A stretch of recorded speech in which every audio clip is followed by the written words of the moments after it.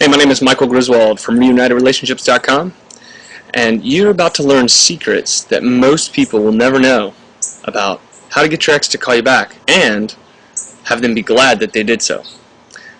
And I'm sure you know that after a breakup, it can be really challenging to reestablish communication with your ex.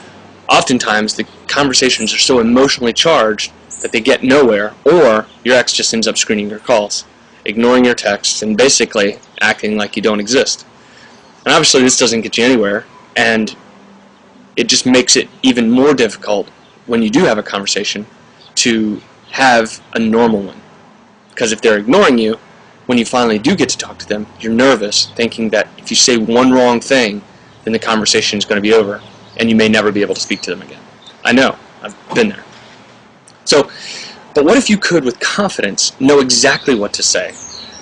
What if you could call up your ex right now and know exactly what to say, and do so with confidence, knowing that they would call you back and be glad and curious to talk to you? Now, this isn't some sort of trick where you say, hey, I want to thank you for something, and I just want you to call me back so I can thank you in person. In fact, you're not going to ask them to call you back at all, because that would go against the whole point of it. The point of it is to get them to want to call you back. So if you could do that, if you could get them to want to call you back, how do you think that would make you feel? Do you think you'd feel more confident knowing that your girlfriend was back with you again? Do you think you'd feel more confident knowing that your boyfriend wasn't out with some other girl, but instead valued you over all other women? Well, if you're interested in this, then, oh, by the way, here's how this came about. I went through something very similar. And after trying every method, including calling her 24 times in a row, I decided to study behavioral economics, which is just a fancy word for why do people do what they do. And what I found was quite shocking.